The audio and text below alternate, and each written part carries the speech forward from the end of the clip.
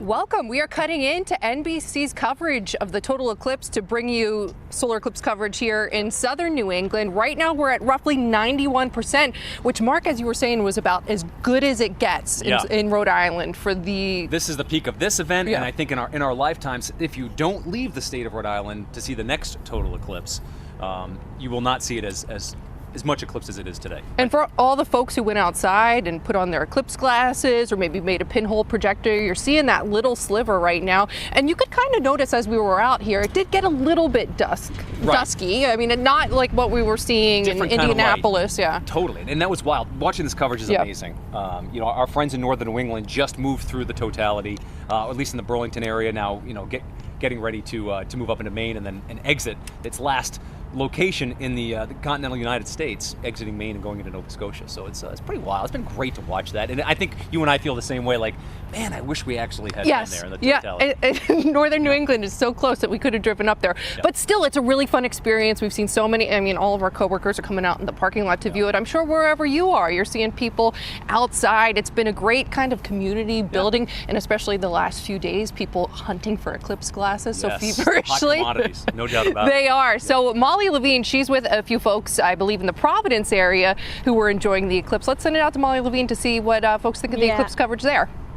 Emily and Mark, we are at the Providence pedestrian bridge here, and you were mentioning it a little bit. You know, obviously this is so exciting that we're all seeing the solar eclipse, but arguably one of my favorite parts is that we're all seeing it here together. I mean, we have people of all ages just gathering here at the pedestrian bridge, and I know in many other areas in southern New England as well.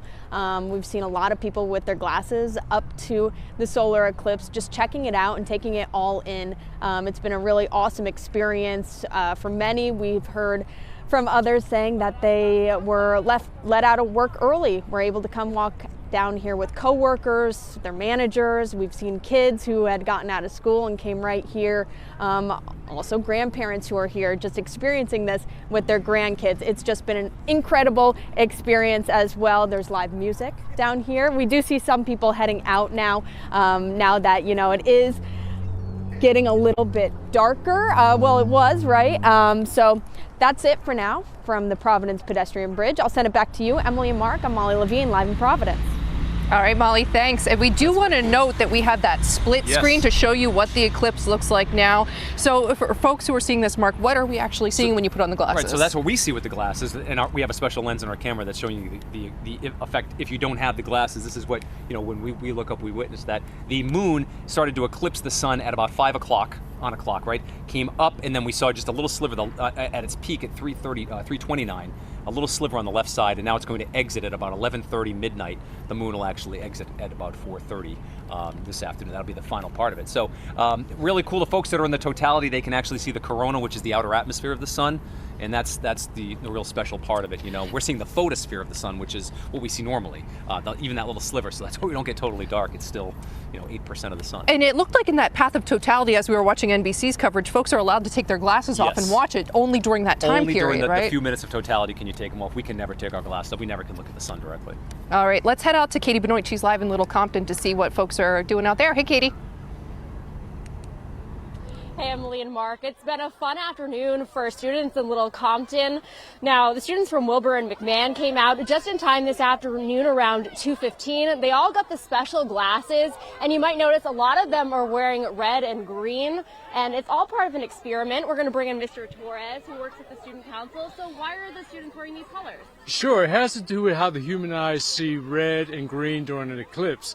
As the eclipse unfolds, the red is brighter, and as the eclipse goes on, the red mutes and the green becomes brighter. So we're running an experiment to see how that plays out in real time.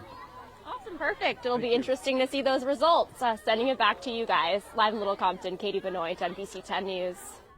Awesome, Katie. So cool. I have one more science question for you. I hope I can answer it. Does it have to be a new moon for a total eclipse to occur? Always has to be a new moon. Okay. Yeah, only happens during a new moon because that's the time when the moon is between the sun and the earth, right? And you don't see any of the reflected light from the sun on the moon. That's how when a full moon, it's right, the earth's here, the sun's here, the moon's there, we get full light on the moon. Right. When it's between the two, that's when you have the opportunity for a full total solar eclipse. You're a wonderful science teacher, an astronomer. You were, what were you, a seismologist on Friday? Yes, that was wild. So this is great to have you here, Mark. It's been a wild couple of days in southern New England. And right? Mark will be back at 4 o'clock. In the meantime, we're going to return to coverage, NBC's coverage of the total solar eclipse. And again, we'll see you starting at 4.